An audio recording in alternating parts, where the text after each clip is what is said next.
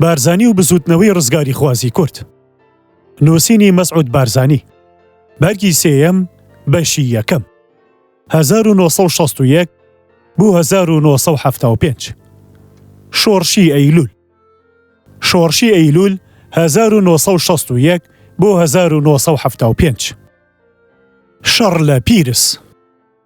هێزی زەبەروەشێنی حکوومەت کە هێرشی هێنابووە سەر پیرس لە تەواوی میلاکی فیرقەی یەک و لیوای چواری فیرقەی دوو زیاتر لە 10,000 جاشی چڵکە و خۆر پێکاتبوو. دوو کەتیبەی تۆپخانە و 4 پۆل باڵەفڕی جۆری میگ و فیوری و هۆکەر هەنتەریش بەهێزتریان دەکردن و یارمەتیان دەدان. ئەم هێزانە ڕۆژی 25 حوزەیران هێرشێکی سەختیان بۆ سەر چیای پیرس دەست پێ کرد. لەبەر زۆری تەقینەوەی بۆمبا لە زەوی و لە ئاسمانەوە بەسەر چیاکەدا سەرانسەری چیاکە هەرداتوودی یەک پارچە ئاگری گڕگرتووە. بێگومانەوەی لە دوورەوە بۆ ئەو چیایی بڕوانیایە هەرگیز باوەڕی بۆ ئەوە نەدەچوو تاکە گیاندارێکی زیندوی تێدا مابێ. لە حاڵی وادا ئاوە زوای پێویست دەکرد هێزی باوەڕ و نیازی بەربەرەکانێ لە دڵ و دەرووندا بڕوخێ و داکۆکی کاران لە چیاکە ناومێدیان توش ببێ و هەر کەس بیر لە حاڵی خۆی بکاتەوە و هەوڵی ڕزگارکردنی خۆی بدات. بەڵام هەڵکەوتەکە بە پێچەوانی ئەمەوە بوو. هەر کەسێ لە خەڵکی ناوچەکە چەکێک و چەند فیشەکێکی بۆ خۆی گومان بردبێ و نەچوبێتە ناو ڕیزی پێشمەرگەوە هەوڵی دەدا زووتر خۆی بگێنێتە پاڵ داکۆکی کاران. ئافرەتان و بێچەکانیش چینان و خواردنیان دەستکەوتایە بێترز لە ئاگر و گولە دەچوون دایانگەیاندا داکۆکی کاران و پێشکێشیان دەکردن. بە هیچ جۆرێ بەراوردی ژماری هێزەکانی حکوومەت و ژماری پێشمەرگە بە یەک ناکرێ. هەروەها ئەو چەکە سوکە کۆنەی بەدەست پێشمەرگەوە بوو لەگەڵ ئەو چەکە تازە و ئاڵۆزە هێرش بەریانەی سوپای حکوومەت هەبوونی بەراورد ناکرێ. وەک چۆنە وازوخە زۆرەی هێزە هێرش هاوردەکان هەیەن بوو بەراوردی لەگەڵ ئەو خۆراکە کەمە ناکرێ کە پێشمەرگەی داکۆکی کار هەیەن بوو. بە هەزار حاڵ بەشی ژیانێکی مەژی و مەمرەی دەکردن. لەگەڵ هەموو ئەمەشدا پێشمەرگە بە باوەڕی پتەبیان و بە خۆڕاگریان و بە دادی ئەو ئامانجەی بۆی تێدەکۆشان بە سەرهێزەکانی حکوومەتدا زاڵ بوون کە ئەوان پرسێکیان نەبوو بووی بجەنگن. هێزی هێرش هاوردوو کە ڕۆژی 26 حوزەیران نێزێکی شوێنەکانی پێشمەرگە بووە لەگەڵ یەکەمی لوتشکانی خۆی بەراڕوو بووە و حاڵی لەم هێرشەدا لە حاڵی هێرشی یەکەمدا باشتر نەبوو.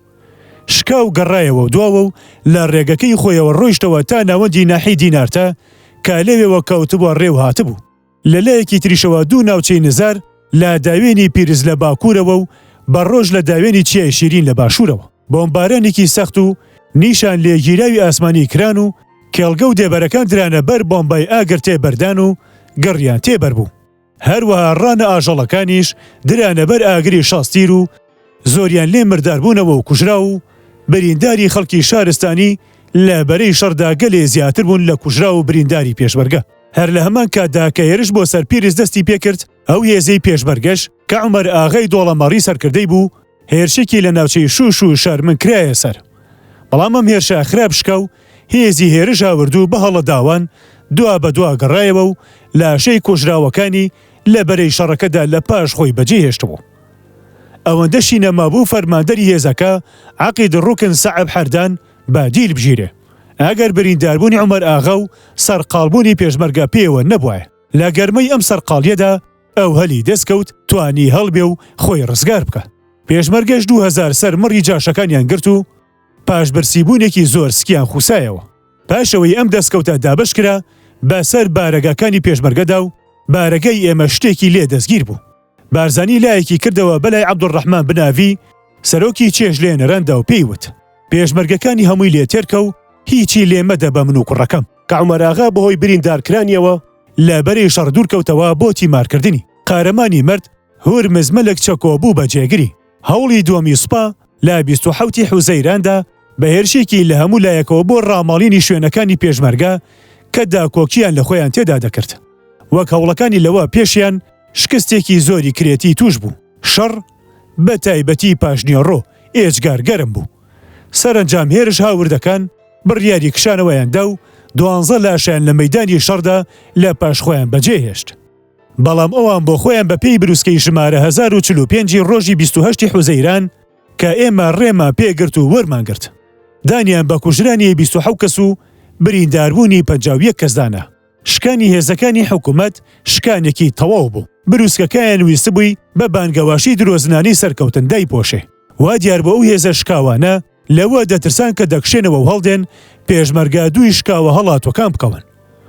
بۆیە هاتن ڕووی تۆپخانەکانیان لە دواوە کردە پێشمەرگا بۆ ئەوەی هێڵێکی ئاگرینی لە نێوان پێشمەرگە و لەشکرە شکاوەکەی خۆیاندا پێ دروست بکەن. مقەدەروا بوو یەکێک لەو گولە تۆپانیان لەو شوێنەدا بتەقێتەوە کە سەرکردەی بەرە مەلاشنی و پێش یارمەتی دەرەکەی لەوێ بوون.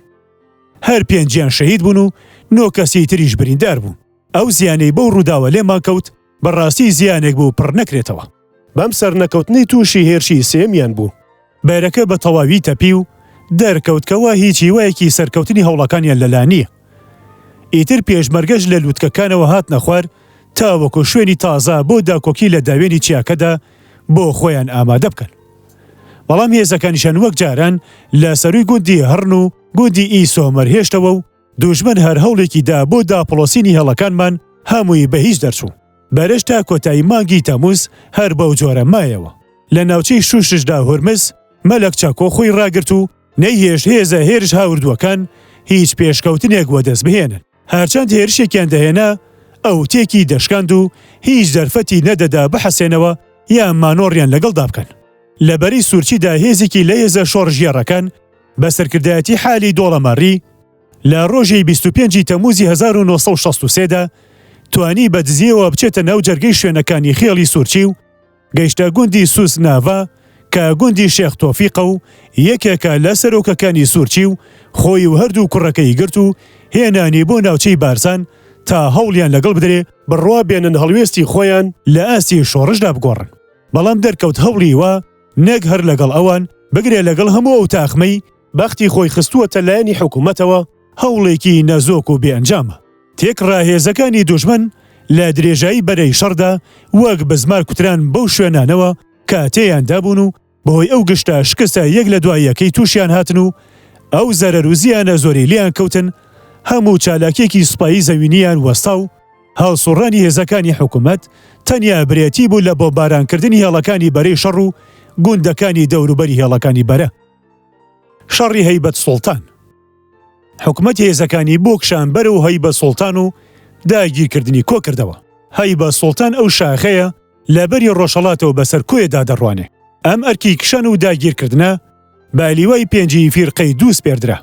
پێشمەرگەش ئەو کاتا لە تەختەقی نێوان کەرکووک و کۆیە و لە جێگەڵی نێوان هەولێر و کۆیەدا مۆڵیان خواردبوو. فەرماندەری لیواکەش عاقید سەعید حەمۆ بوو کە بە درۆ و ساختە ناوی بەوە دەرکردبوو گوایەکاری گرنگی زۆری کردووە و سەرکەوتنی فریوە دەسێناوە. بەڵام لە ڕاستیدا هیچ بنەمایەکی دروستی نەبوو. داکۆکی لە هەیبەت سوڵتان بە عومەر مستەفا دەبابەس پێردرا بوو. کۆمەڵێکی هەڵبژاردەی زۆر باشی پێشمەرگەی لەژێر دەستا بوو.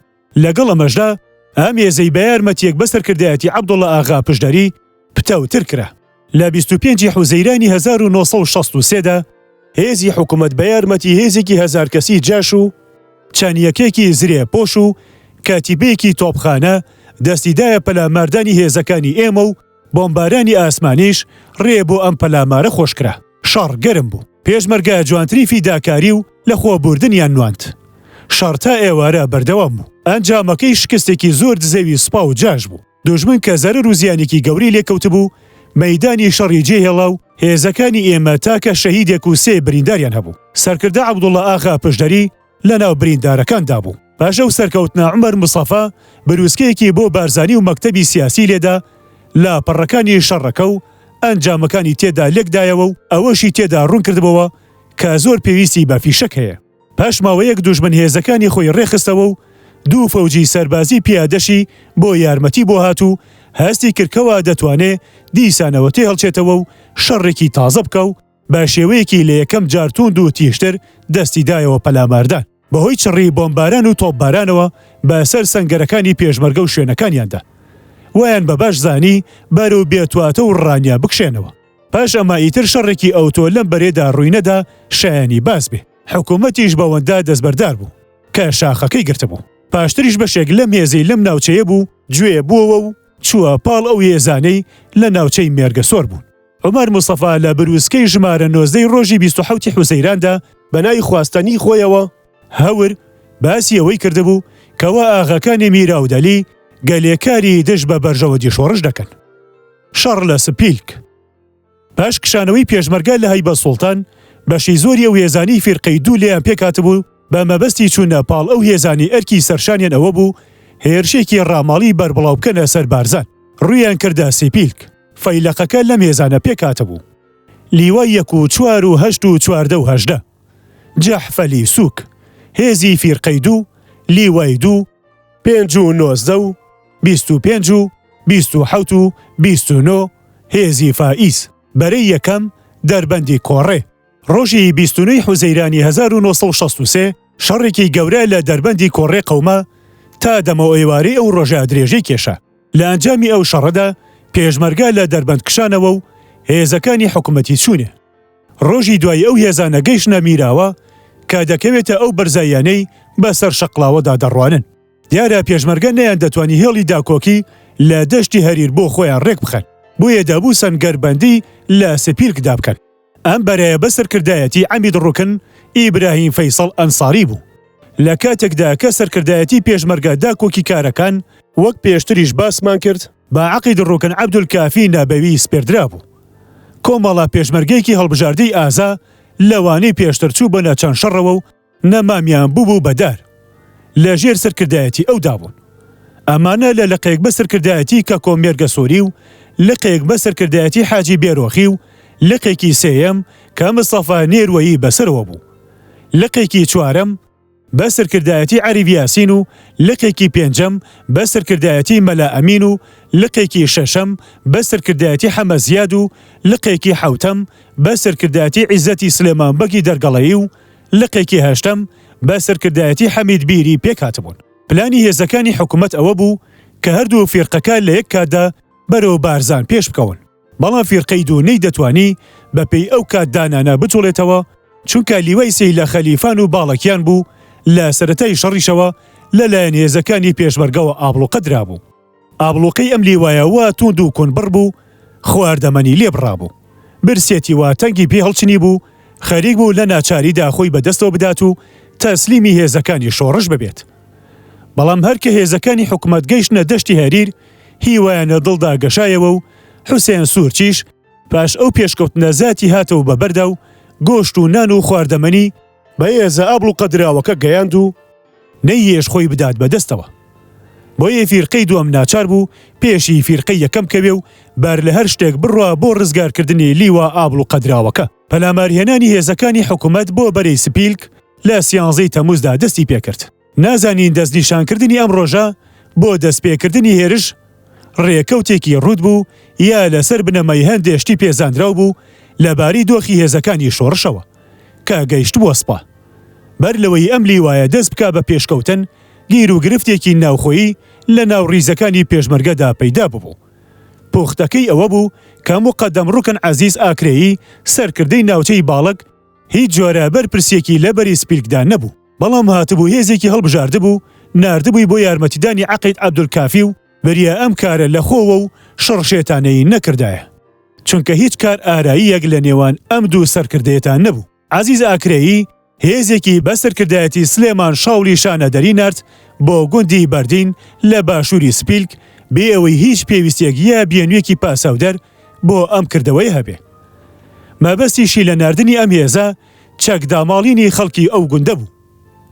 ئەوانیش بربەرەکانیان کرد و داکۆکیان لە خۆیان کرد و هێزە نێردراوەکەیان بەڕێگەی خۆی داگێڕایەوە دواوە و سەرکردەی هێزەکەش کە یەکێک بوو لە هاوڕێیانی بارزانی و لە زانستگەی بەغدا مامۆستا بوو شەهید بوو.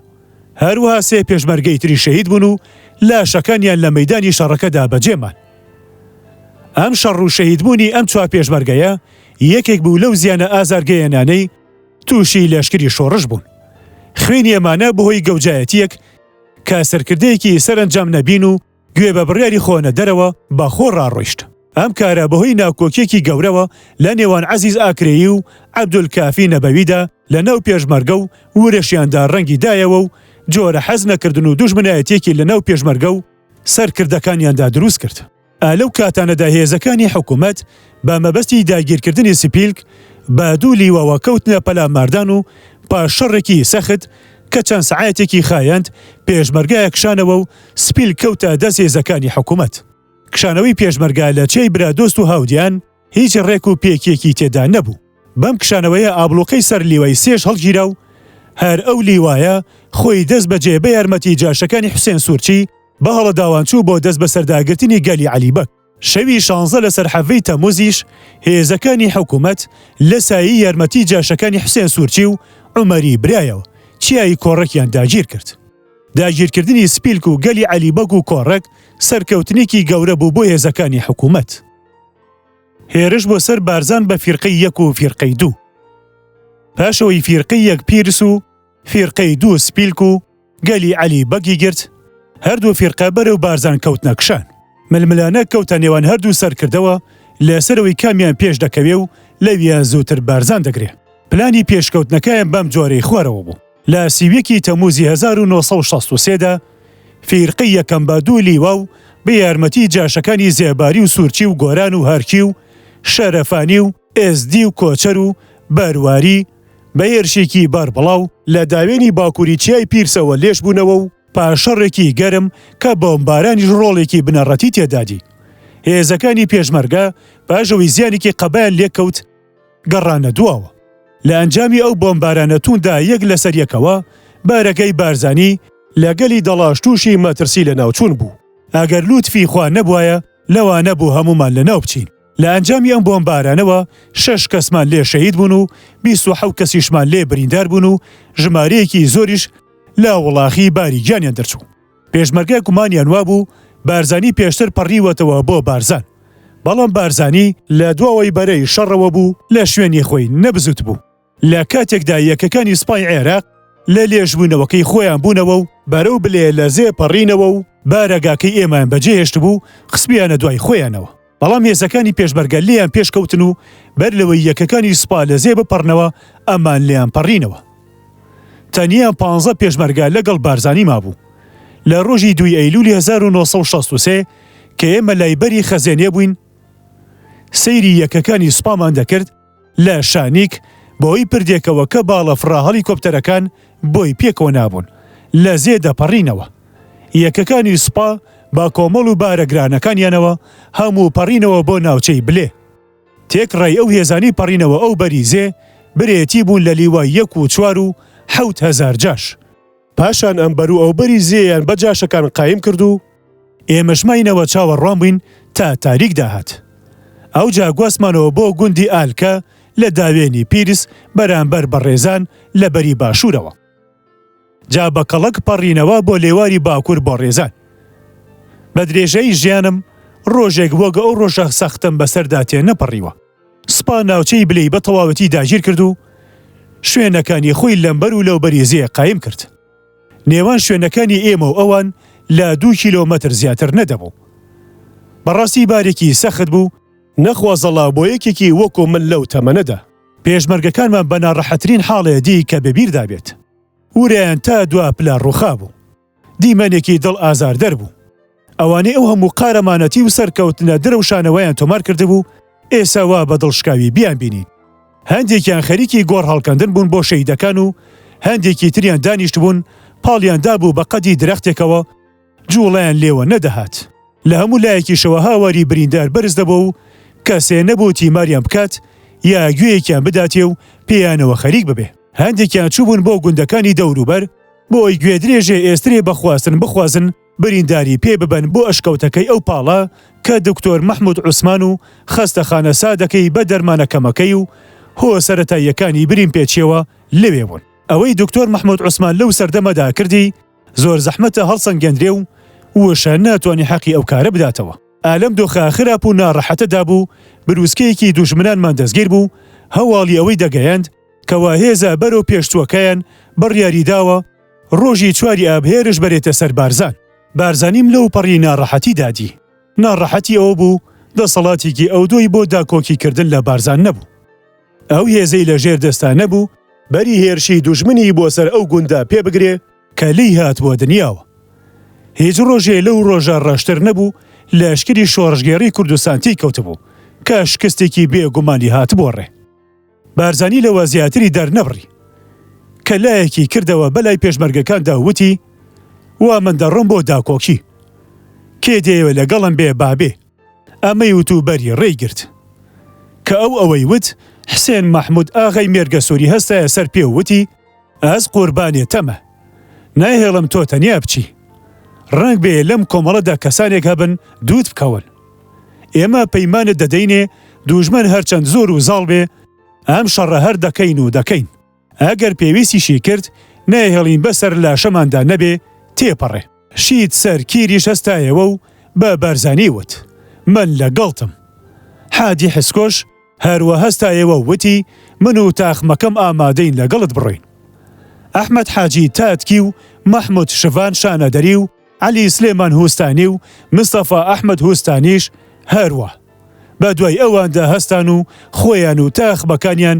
شوێنیان کەوتن و هێڵێکی داکۆکیان لە نێوان بلێ و بارزان بەسەر ئەو گردانەوە دروست کرد کە پێیان دەڵێن ملان ڕۆژی چوارەم وەک لە بروسکەکەدا وترا بوو هێزا لە پێشەوە باسکراوەکەی حکوومەت بەرەوە بارزان پێشکەوت و پێشەوەی بکەوێتە ڕێ تۆپ باران و بۆم بارانێکی خستی ناوچەکەی کرد و ئەو پاڵ و گردانی هەموو کرد بە یەک پارچە ئاگر هەردە دوو دەرگای دۆزەخ کراوەتەوە یاخود هێزە هێرش هاوردووەکان شێت و هار بوون سەرکردەی فیرقەی یەکەم کەوتو بووە پێشەوە هانی جاشەکانی دەدا کەوا پێش بکەون و گفتی خەڵات و بەراتی سەر و کۆمار و ئەنجومەنی سەرکردایەتی شۆڕشی بۆ هەڵدەڕشتن لایوە بۆ گرتنی بارزان نێچیرێکی زۆر بەنرخ و سەرکەوتنێکی سەربازی مەسنە و بارزانی وا دەهاتە پێشچاو پایتەختی دەوڵەتێکی پلە و پایە بەرز بێ داکۆکیکارانی بارزانیش سوێندیان لەگەڵ خۆیاندا خواردە بوو وەک کەسانێک داکۆکی لە بارزان بکەن خۆیان بۆ مەرگ ئامادە کردبێ هەر بەم جۆرەش بوو شەڕێکی لەو پەڕی دڕندایەتی ڕوویدا کە پتر لە دەسەعاتی خایاند و تا بانگی عەسر بەردەوام بوو سەرنجامەکەشی شکستێکی زۆر ئابڕۆبەرانەی سوپا و جاش بوو هێزی هێرش هاورد و گەڕایەوە دواوە و چل لاشەی لە مەیدانی شەڕدا بەجێهێشت و لە پێشمەرگەش هەردوو سەرکردا حوسێن محەممەد ئاغا و شید سەرکیری و دوو پێشمەرگە سەعید تاجەدین سەکیری و ئەحمەد شێخ زادە زێوکی شەهید بوون حکوومەت هەواڵی دروی داگیرکردنی بارزانی بڵاو کردەوە بەڵام ماڵێکیان لە بارزاندا بە پێوە نەهێشت بوو هەمویان بە بۆمبا و بە تۆپ کاول کردبوو پێشمەرگەش گفتەکەی خۆیان بۆ بارزانی هێنایەتی پاشەمە هێزەکانی حکوومەت بەرەو ڕۆژهەڵات وەرچەرخان و کەوتنە ڕێ بۆ ڕێزان ڕۆژی شەشی مانگ پاش بۆمبارانێکی خستی دەوروبەری پردی ڕێزان بە مەبەستی خاوێنکردنەوەی لە پێشمەرگە کە ئەو کەرتا لە ژێرسەر کردایەتی عوزێر دۆڵەمەڕی و عومەر ئاغای دۆڵەمەڕی و حالی دۆڵەمەڕی یارمەتیدەری دابوو هێزەکەش نێزیکەی 200 پێشمەرگە دەبوو هێزەکانی حکوومەت بەرەو ڕێزان بەڕێکەوتن پێشمەرگە پەناگەیەکیان لە پشت کۆمەڵە تاشەبردێکی باش هەڵکەوتو بۆ بەرەو ڕووبەڕووبنەوەی هێزە هاتووەکان ئامادە کرد سپا بەخۆی نەزانی تا گەیشتە شوێنێکی وە بۆ دەست لێوەشاندنی زۆر لەبار بوو بگرێ هەندێ بەشیشی لە پردەکە پەڕینەوە و نەیان دەزانی کەوتونەتە ناو سەنگەر و پەناگەکانی پێشمەرگەوە شتێکی چاوەڕوانی نەکراوی لاپڕ بوو بۆیان پێشمەرگە بە کەڕەتێ دایان نەبەرگولە ڕیزەکانیان تێکچوو نەفەرەکانیان هەڵاتن 36 کوژراویان لە مەیدانی شەڕدا بەجێهێشت بوو 14 لاشەی تریش ئاو بردبوونی و خەڵک لە ناو ئاویان دەرهێنان و بە خاکیان سپاردن پاش ئەوە ئیتر تا شەڕ دوایی هات دوژمن جارێکی تر زاتی نەکرد هەوڵێکی تری لەو جۆرە بداتەوە تۆپێکی هاوەن ئەندازە 3 گرێمان هەبوو لە ژێردەستی کازم بەرواریدا بوو زۆر لی نەدەزانی بەڵام لە 12 گول لە زیاترمان نەبوو ئەم تۆپا بۆ یەکەمی جار لەم شەڕەدا بەکارهێنرا بەختمان یار بوو گولەی یەکەمیان لە ناو کۆمەڵێک جاشدا کەوتبوو هەندێکی لێ کوشتبوون و هەندێکی تری لێ بریندار کردبوون بەڵام کارە دەرونیەکەی زۆر گەورە بوو ترسیان لێ نیشت بوو بڵاوایان کردبوو ئەم تۆپە تاقە چەکی پشگیری بوو هەمان بوو بێگومان ئەگەر چەند پارچە چەکێکی پشگیری وەک هاوەن و شاستیری مام ناوەندیمان هەبوایە ڕەوتی شەڕەکە دەگۆڕە لەم شەڕەدا تەنیا 6 گول لەمان تەقاند و ئەوانی ترمان هەڵگر بۆ پێویستیەکی تر دوژمن نەیدەزانی هەر ئەم چەند گولێمان هەیە و لایوا بوو تۆپی وامان زۆرە و گولێکی بێ ئەژمارمان لە ژێردەستایە بۆیە زۆر ترسا بوو ئێمەش بەم گومانەوە لی گەڕین چونکە کاتی خۆی تەنانەت گولەی تفەنگیشمان ئەوەندە نەبوو بەشمان بکات هەموو گولەی بۆ تەنگانە دانراومان لە 7000 فیشەک تێ نەدەپەڕی بۆیە بارزانی ناچار بوو دۆستی شاعیر و ئەدیبی گەورەی خۆی هەژاری موکریانی عەبدوڵڕەحمان شەرەفکەندی بە ناوی بەسەرکردنەوەی بەرەکانی ناوچەکەوە نار بۆ ناوچەی شێخان بۆ ئەوەی هەوڵ بدات لە ڕێگەی هەندێ سەرۆک جاشەوە کە لەگەڵ شۆڕش هاوکاریان هەبوو هەندێ فیشک بکڕێ. ئەم دۆستەی بارزانی ئەرکەکەی سەرشانی بە سەرکەوتووی و لێهاتوویەکی واوە جێبەجێ کرد، هیچی لەو سەرکەوتووی و لێهاتووی کەمتر نەبوو کە لە هۆنینەوەی چەکامی شەعر و دانانی کتێبی بەنەرخدا هەیبوو. ئەم جارە دوژمن ویستی بەر و هۆستانی ڕۆژهەڵاتی بارزان بەڕێ بکەوێ، بەڵام ئەم جاری شکستێکی وای توش بوو وەک ئەوەی پێش و ژمارەیەکی لێکوژرا. جا با بگەڕینەوە بۆ سەروبەری ئەو کارانەی فیرقەی دوو لە بەرەی مێرگە سۆردا کردی. بارەکەی بارزانی بە نۆرە لە نێوان دووبارەی دۆرێ و لێ ڕەبیردا هاتو چۆی دەکرد. لە کاتێکدا کە فیرقەی دووەم دای نەبوو بەرەو مێرگە سۆر پێش بکەوێ و لە دەی ئابیشدا دەست پێ بکات. بارزانیش کاری وا ڕێک خست بوو کە پێشمەرگە شەڕی پاشەڵ بکەن، واتە جارێکیان پەلامار بدەن و جارێکی تر لە ڕووی دوژمندا بکشێنەوە تا هێزە پێشکەوتۆکە دەگاتە ناوسکی گەلیەکە و بەڵاوی لێ دەکاتیایدا. ئێمە پێشتر وتمان کە سەرەتای چالاکی نواندنی ئەم فیرقەیە کە بە سەرکردایەتی لیوا ڕوکن ئیبراهیم فەیسەڵ ئەنساری بوو لە سەی ئاب بوو. سەرکردایەتی فیرقە وای نەخشە کێشا بوو کە حەڤەی ئاب سەرەتای دەستپێکردنی پلانەکەی بێ. لە ڕۆژی 10 و 13 و 20 و 27 و 30 ئابدا شەڕی سەخت ڕوویدا بەو جۆری نەخشی بۆ کێشرا بوو. پاشانیش لە ڕۆژانی 3 و 5 و 8 و 14 و حەڤەی ئەیلولی 1963دا چەند شەڕی تریان بەدوا داهات. پێشکەوتنەکەی ڕۆژی 13 ئابی سوپا بەرەو چیای پیران شکستێکی تەواوی وای هاتە ڕێ لەوەی تێپەڕاندە بوو کە بە خەیاڵدا دەهات. لیوا ڕوکن کەمال مستەفا عەلەمدار فەرماندەری لیوای سەی فیرقەی دوو کە لە ساڵی 1970دا هاتە پاڵشۆڕش بۆی گەڕامەوە وتی ئیبراهیم ئەنساری سەرپەرشتیکەری ئەم هێرشە بوو. بەرلەوەی دەست بکە بە پێشکەوتن دەستیدایە تۆپبارانێکی سەختی ناوچەکە وێڕای بۆمبارانی لە ئاسمانەوەش. پاشان لیوای 5 بە یارمەتی جاشەکانی سۆفی و سوورچی و هەرکی و جاشەکانی ئەسعەد شێتنە هێرشیان هێنا. هەموو لایەن وابوو ئەگەر داکۆکی کارەکان هەڵنێن ئەمانە لە ڕێگەیاندا لە لاشەی کوژراوی بۆمباران و تۆپبارانی سەخت بەولاوە هیچیان نایەتە ڕێ. بەڵام هەرکە لیواکە گەیشتە پێشەکانی شاخەکە پێشمەرگیان لە هەموو لایەکە و لێ دەرپەڕین و هێرشێکی بەرەی لە پڕیان بۆ هێنان. ئەوەندەی نەبەر سوپا و جاش خێرابترین شکان و هەموو بەبێ سەروبەر کەوتنە هەڵاتن هەر کەسە هەوڵی ڕزگارکردنی خۆی بوو. لە کوژراوی سوپا 62 کەس و لە کوژراوی جاش 14مان ژمارد. لیوا عەلەمدار لەسەر قسەکانی ڕۆیە و وتی ویسما جارێکی تر بۆمبارانی ناوچەکە بکەینەوە، بەڵام ئەنساری وتی حەیفە بمانەوێ هیچێکێ لەو قارەمانانە بکوژین، با لێیان گەڕین. بارەکەی بارزانی لە گوندی لێ ڕەبیر بوو. ڕۆژی 18 ئاب دوو باڵەفڕەی جۆری ئیلیۆشن بۆمبارانێکی سەختیان کردین. 4 بۆمبای 500 کیلۆیە خستە خوارەوە بەسەرماندا. هەمویان تەقینەوە تاقە یەکێکیان نەبێ لە نێوان من و باوکمدا کەوت و نەتەقیەوە. لەو کاتەدا باوکم پێیوتم ئەمە دی ئەگەر خوا ویستی وادەت بهێنێ هیچ شتێ ناتوانێ بتژێنێ. زۆر جار باوکم ئەم ئامۆژگاری دەکردم، وادە بە دەستی خوایە و ناگەڕێتەوە، بەڵام پێویستیشە لەسەرت خۆت لە بەڵاو نسکۆ بپارێزیت. بەداخەوە دەڵێم کەوا تۆپچێکەمان کازم بەرواری لە ئەنجامی ئەم بۆمبارانەدا شەهید بوو.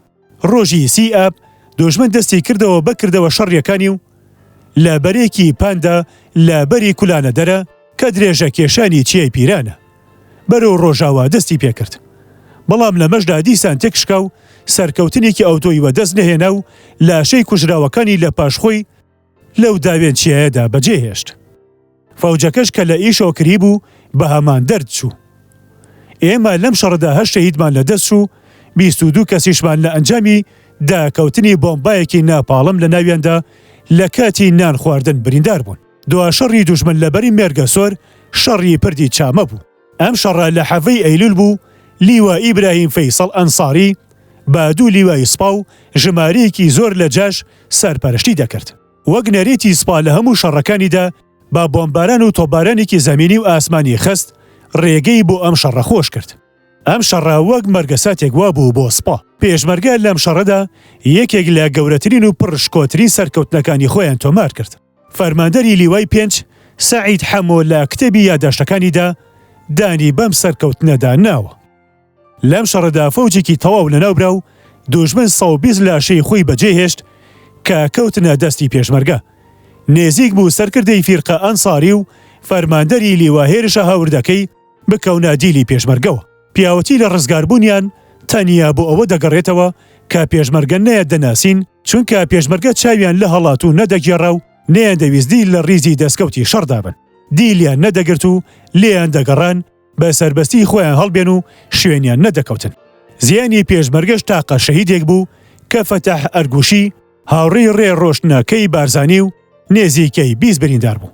عەبدولکەریم فەرحانی فەرماندەری فیرقەی یەکیش لە کتێبەکەیدا بەرهاتی شۆڕشێک لە پەڕە 103 ئاماژە بۆ ئەوە دەکات کە سەرکردەی فیرقەی دوو ئەنساری و هێزەکانی سوپا ناومێد بوون.